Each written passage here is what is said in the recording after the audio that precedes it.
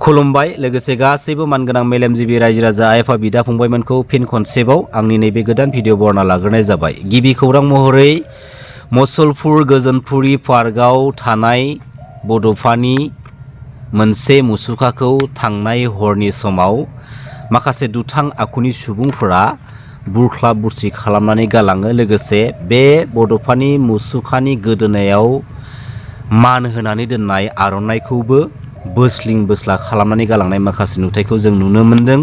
दा जायफोर दुथां आखुनि सुबुंफोरा बर' माहारिनि बिफा मानाव गेदेर सिबिनां बड'फा उपेन्द्रनाथ ब्रह्मनि बानायनानै दोननाय जा स्टेचु जा मुसुखा, बे मुसुखानि जा मोनसे गोथार सावगारि, बे गोथार सावगारिखौ जेरैबायदि मानहानि खालामनानै गालांदोंना, फैबाय थानाय समाव बेफोरबायदि दुथां आखुनि सुबुंफोरखौ जोङो हमनो नाजानांगौ आरो मोनागौ मानि जों नाजाबाय थानांगौ।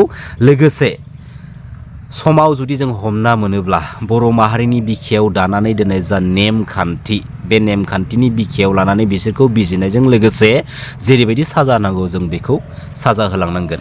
नंगौ नङा मानाव गिदिर रायजो राजा नोंथांमोन?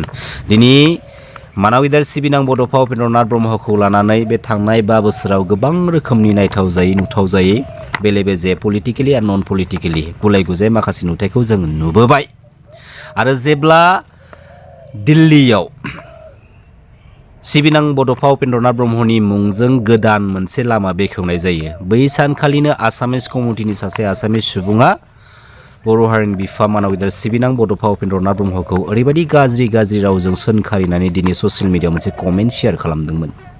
बेनि सायावबो बर' माहारिनि बिखायाव जेसेबांखिनि माहारियारि आफादफोर दङ, बै माहारियारि आफादफोरनि जेसेबांखिनि गेदेर गेदेर बिबानगिरिफोर दङ, बैफोर बिबानगिरिफोरखौ जेरैबायदि स्ट्रं मोनसे प्लेटफर्माव थानानै बाथ्रा बुंनांगौ, जेरैबायदि माने स्ट्रंलि एक्सन लानांगौ, बेफोरबायदि बाथ्रा बुंनाय, बेफोरबायदि एक्सन लानायखौ जोङो नुनो मोनदिया। दा दिनैयो माहारियारि आफादफोरनि जायफोर गोख्रों बिबानगिरिफोर, बै गोख्रों बिबानगिरिफोरनिफ्राय माखासे ओरैबायदि बिबानगिरिफोर दङ, जायफोर बिबानगिरिफ्रा सोरबा पलिटिकेल लिडारनि माबा मोनसे पलिटिकेल पार्टिनि सामसागिरि जानानैसो गावबा गावनि पार्सनेल बेक्तिगत खामानिखौ बिसोरो मावनानै लागासिनो दङ।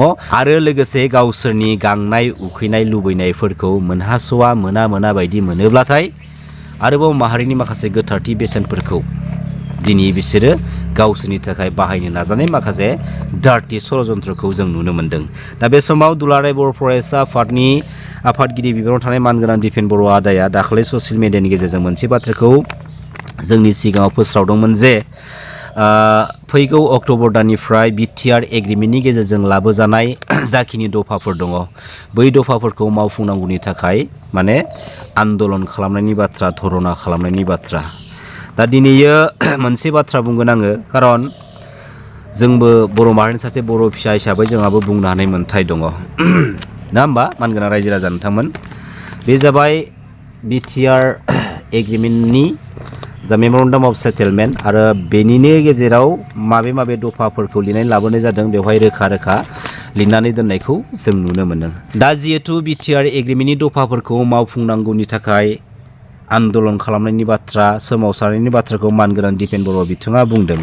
दा बेनि सिगाङावहाय आं मोनसे बाथ्राखौ बुंगोन जे बे बिटिआर एग्रिमेन्टनि गेजेरजों लाबोजानाय बै माखासे दफाफोरखौ मावफुंनांगौनि थाखाय आन्दलन खालामनांगौनि गोनांथि गैया होननानै आं सानो। लोगोसे माखासे सान सिगाङावहाय जेब्ला बै दतमायाव 52थि दुलाराय बर' फरायसा आफादनि बोसोरसालिया जथुमा जादोंमोन, बे बोसोरसालिया जथुमायाव गाहाय आलासि महरै भारत हादरनि नखर मन्त्रि मानगोनां अमित शाह बिथाङाबो बाहागो लाफैदोंमोन। आरो बिथाङा बाहागो लाफैनानै बुंलांदोंमोन जे बिटिआर एग्रिमेन्टनि गेजेरजों लाबोजानाय बै माखासे दफाफोरा 82% मावफुंजाबाय होननानै। दा दिनै 82% मावफुंजाबायब्ला माबे दफाफोरा मावफुंजाखो बेखौबो रायजो राजानि सिगाङाव फोरमान होनो हानांगौमोन। लोगोसे बेनि उनावहाय जेब्ला दिल्लीयाव बड'लेण्ड महोत्सबखौ गाजा गोमजायै खुंहैलायबाय, बे बड'लेण्ड महोत्सबनि गेजेरजोंबो बिटिआर एग्रिमेन्टनि गेजेरजों लाबोजानाय बै माखासे दफाफोरखौ 96% 96% मावफुंजाबाय होननानै जोंनि सिगाङाव मिडियानि गेजेरजों फोरमायनानै होलायबाय। बेवहायबो बर' माहारिनि माहारियारि आफादफोरनि गोबां माखासे गेदेर दैदेनगिरिफोरा आखाइ खबदोंमोन। हेफाजाब होदोंमोन, थुलुंगा होदोंमोन, रंजादोंमोन।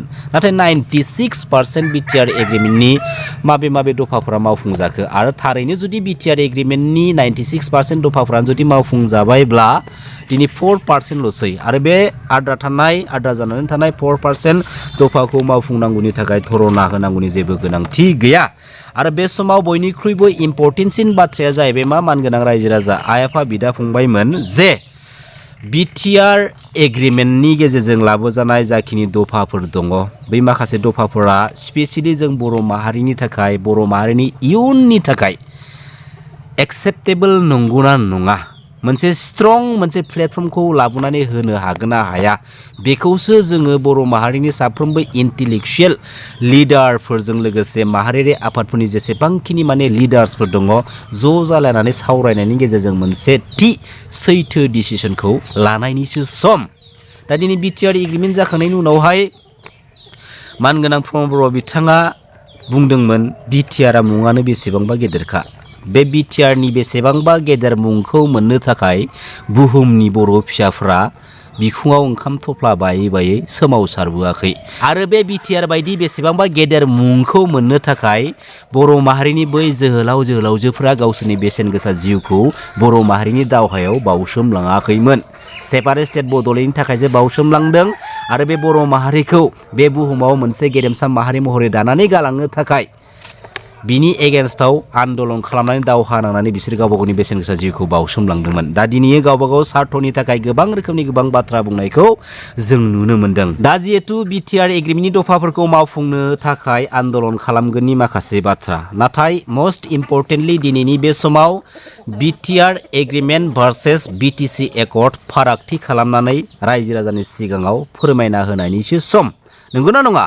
दा बे BTR एग्रिमेन्टनि गेजेरजों लाबोजानाय जाखिनि अबजेक्टिभफोर दङ बै अबजेक्टिभ्सफोरा BTC एकर्डनि गेजेरजों लाबोजानाय अबजेक्टिभ्सफोरनिफ्राय देरसिन नंगौना नङा आरो बे BTR एग्रिमेन्टनि जा मोनसे स्टेटास बे स्टेटासा BTC एकर्डनि स्टेटासनिफ्राय देरसिन नंगौना नङा आरो बे BTR एग्रिमेन्टनि गेजेरजों लाबोजानाय जा मोनसे पावार एन्ड फांसनफोर बै माखासे पावार एन्ड फांसनफोरा BTC एकर्डनि गेजेरजों लाबोजानाय BTC एकर्डनि पावार एन्ड फांसननिफ्राय देरसिन नंगौना नङा आरो जुदि मोनफ्रोमावबो जुदि देरसिन जुदि बे BTR एग्रिमेन्टआ नङाब्ला अब्ला जोंनो बे BTR एग्रिमेन्टखौ मानो नांगौ, जेराव BTR एग्रिमेन्टनि हेडिं लाइनाव comprehensive and final solution to their demands while keeping intact the territorial integrity of the state of Assam।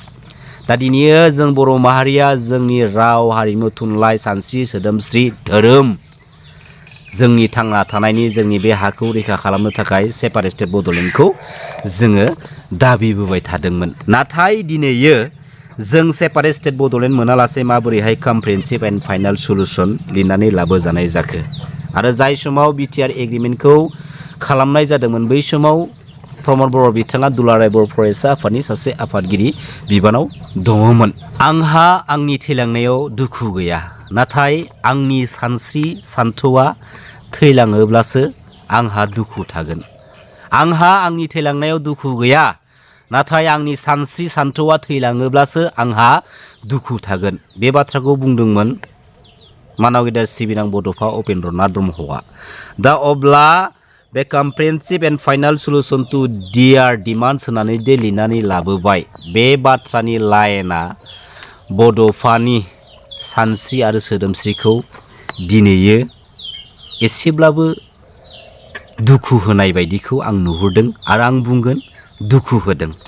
आरो लोगोसे जोंनि माहारिनि जा मोनसे थांखि गणतान्त्रिक लामानि बियो जाफुंसारागौ मानि थाद'नाय गैयामोन।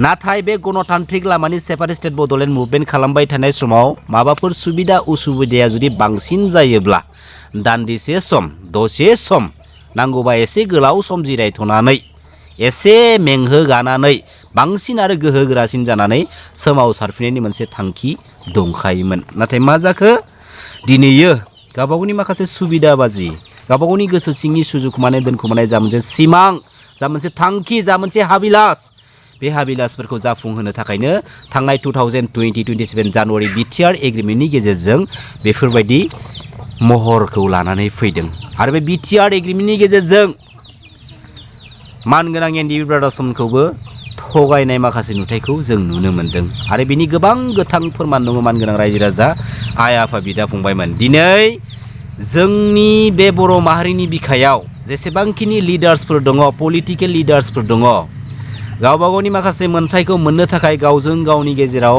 फेर फाथिलायबाय थानायनि बियो सम नङा। मिथिबाय इन्टेलेक्चुवेल मोनसे प्लेटफर्मनि गेजेरजों जेसेबांखिनि लिडार आरो पलिटिकेल लिडारफोर दङ जेसेबांखिनि इन्टेलेक्चुवेल बर' लिडारफोर दङ गासैबो इउनाइटेड जानानै माबोरैहाय जों पलिटिकेलि रुलिं खालामलांनांगौ आरो बे पलिटिकेल प्लेटफर्मनि गेजेरजों जों माबोरैहाय पलिटिकेलि डायलग मारिनानै जों जेब्लाबो जोंनि बर' माहारिनि माखासे सिस्टेम आरो सिटुएशनफोरखौ जोङो गोख्रों खालामलांनांगौ बेफोरबायदि माखासे इम्पर्टेन्ट बाथ्राफोरखौ माखासे सिक्रेट प्लेन पलिसिनि गेजेरजों सावरायनानै सिङाव आन्दोआव जों बयबो इउनाइटेडलि गोख्रों जाना थानायनिसो सम। नाथाय जोंना मा गावजों गावब्लाथाय माने सैमा अमानिसो नाथाय गुबुनजों मा दाउसा ना। बर' माहारिनि साफ्रोमबो मानगोनां रायजो राजा आइ आफा बिदा फंबायमोननिसिम मोनसे सैथो बाथ्राखौ आं बुंगोन। बाथ्राया बेनो जे जेब्ला समसिमहालागै जोङो सेपारेट स्टेट बड'लेण्डखौ मोनागौ मानि 2003-10 फेब्रुवारिनि गेजेरजों एकर्ड खालामनानै लाबोजानाय जा मोनसे बिटिसि एकर्ड आरो बे बिटिसि एकर्डनि गेजेरजों लाबोजानाय जा मोनसे संबिधानिक पावार एन्ड फांसनफोर जा माखासे अबजेक्टिभ्सफोर जा माखासे स्टेटासफोर बै माखासे पावार एन्ड फांसन बै माखासे स्टेटासफोरा जोंनि बर' माहारिखौ बे बुहुमाव जेब्ला समसिमहालागै थांना थागोन अब्ला समसिमहालागै मोनसे गोरा बान्दोजों खानानै लाखिबाय थागोन। लोगोसे मोनसे खौराङा बे समाव बेनो जे थांनाय 2020-27 जानुवारि बिटिआर एग्रिमेन्टनि गेजेरजों बर'निनो साथाम साब्रैसो लिडारफोरा बे बिटिसि काउन्सिल पलिटिकेल सिस्टेमाव सिट पावार मोननो थाखाय थांनाय 2020-27 जानुवारि बिटिआर एग्रिमेन्टनि गेजेरजों बिटिसि एकर्डनि गेजेरजों लाबोखानाय माखासे पावार एन्ड फांसन माखासे संबिधानिक मोन्थायफोरखौ आसाम स्टेटनो फानहरनानै साथाम साब्रैसो लिडारफोरा बे जोंनि बिटिसि काउन्सिल पलिटिकेल सिस्टेमाव सिट पावारखौ मोननो हादोंमोन।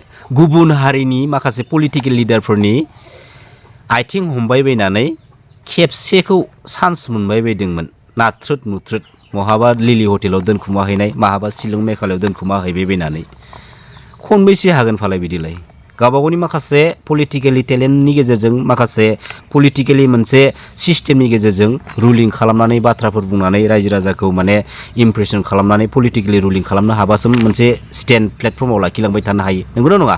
दा दिनै थगायनायनि गेजेरजों खनबेसे जायो दिनै दं गाबोन गैया थगायनायनि लामायानो माने सर्टकाट आरो बयबो मानगोनां रायजो राजा नोंथांमोना मिथिखाबाय जे फैगौ 5 अक्ट'बरनिफ्राय मानगोनां हाग्रामा महिलारि सारा फिन बिटिसि काउन्सिल गभर्नमेन्टखौ सालायनो थांगासिनो दङ आरो बिटिसि एकर्डनि गेजेरजों लाबोजानाय जा माखासे पावार एन्ड फांसनफोर जाखिनि माने संबिधानिक मोन्थायफोर दङ बे गासैबो गोथां जाफिनजोबसिगोन गासैबो माने पावार मोनफिनजोबसिगोन।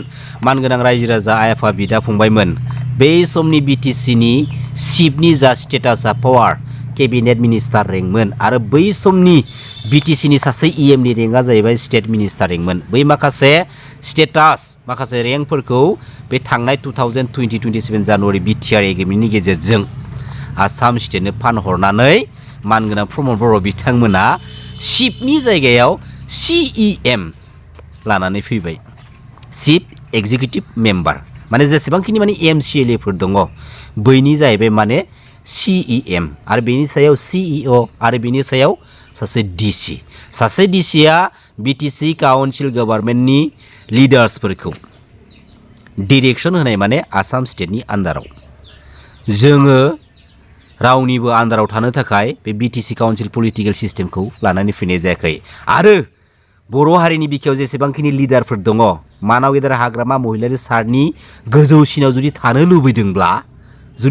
लुबैदोंब्ला बिटिसि एकर्डनिफ्राय देरसिन एकर्ड खालामनानै लाना फै इउनियन टेरिटरि नङाबा सेपारेट स्टेट बड'लेण्ड जुदि मानगोनां हाग्रामा महिलारि सारनिफ्राय गोजौसिनाव थानो लुबैदोंब्ला दा जियानो जादोला फैबाय थानाय समाव बर' माहारिनि बिखायाव जेसेबांखिनि माहारियारि आफादफोरनि गोख्रों बिबानगिरिफोर दङ मावथिफोर दङ लोगोसे जेसेबांखिनि लिडार्सफोर दङ पलिटिकेल लिडार्सफोर दङ गावबागाव पार्सनेल बेनिफिट्सनि थाखाय जेन माखासे नंखाय बाथ्राफोरखौ सैथो बायदि रायजो राजानि सिगाङाव फोरमायनानै बर' माहारिनि बर' फिसाफोरखौ जाम्बा जाम्बि खालामलांनो दा नाजा। बेखिनिखौ आं आंनिफ्राय गुरैयै खावलायहरनाय थाबाय। गोजोन्थों, खुलुमबाय। जै बर' हारिनि, जै बर' बिमानि।